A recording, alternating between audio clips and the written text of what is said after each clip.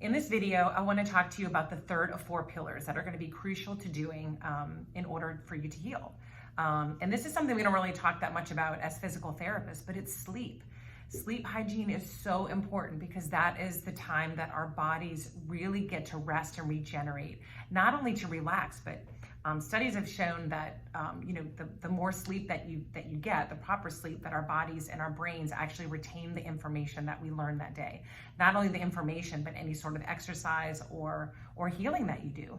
So I want to give you a few tips and techniques to do in order to improve your sleep hygiene. A lot of times people with pain or have a really difficult time sleeping because the pain keeps them up. So if you can find other ways to calm the nervous system down, to be able to sleep better, it's gonna help you heal a lot faster.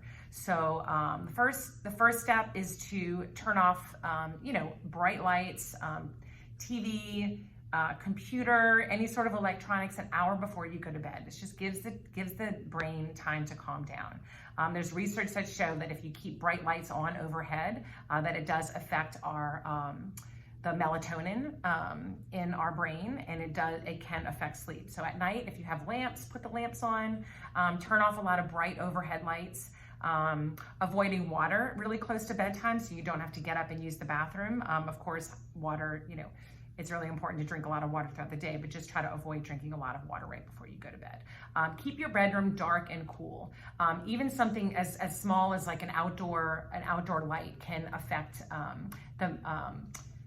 the melatonin in our brains and our sleep patterns. So, if you can sleep with an eye mask, those are really great. Keep your bedroom cool. It's really important to kind of have a cooling effect at night when you sleep. You do sleep better the cooler that your body is. And then park any ideas that you have. I don't know if you're like me, but at night, that's when my brain starts to go, oh, I forgot to do this, I forgot to do that. So keep a notepad, probably not your phone, because if you go to pick up your phone, that's gonna be bright light, and it's also, you're gonna be tempted to check emails and messages and things like that. But just a little pad of paper or something just to write down like what's on your mind. So it doesn't stay on your mind, doesn't keep you awake. Try to avoid kids or animals in your bed. Kids are squirmy, animals are squirmy, they move around, they can affect your sleep. Put the dog bed on the floor, or put the mattress on the floor for the kid. So if you can't fall asleep right away, what they recommend you doing is just going into bed and being quiet for a little while, even just closing your eyes, even if you're not tired. Eventually your body will really understand that that's the time that you want to go to bed. So set a wake up time. So wake up at the same time every day. So sometimes what can disrupt our sleep is, we might have to wake up at 6 a.m. during the week, but on the weekends we go out at night and or stay up later, and then we end up waking up at 8, 9 o'clock in the morning. So then your sleep cycle gets a little bit off. So try to make that, going to bed at the same time within an hour, and waking up at the same time within an hour.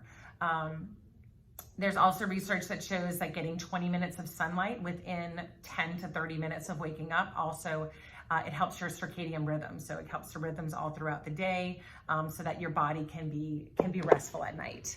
And then of course, caffeine, we all know what that does to our bodies. So try to avoid taking that after 2 o'clock. And then the last thing is naps. So, you want to avoid taking really long naps. That can definitely affect your sleep at night. But they do recommend, like if you're really tired, just closing your eyes even for 10 to 20 minutes. Research says don't do it much longer than 20 minutes, because then you don't want to get into that full like REM sleep cycle. But if you can just close your eyes 10 or 20 minutes, I like to listen to Yoga Nidra, which is just kind of a body scan. You can search that on YouTube. It's a way for my body to get rest without actually falling asleep. So I'll do that at lunch just to take a little break. But anyway, yeah, there's some tips on sleep hygiene. There's also a great podcast, the Huberman Lab. I love listening to him. He's a scientist, and he goes and researches all the latest studies. He has a really good episode on sleep hygiene that a lot of this is included, but he goes into much more detail on supplements and things like that. So if you want to listen to that to get a little extra info, that would be helpful.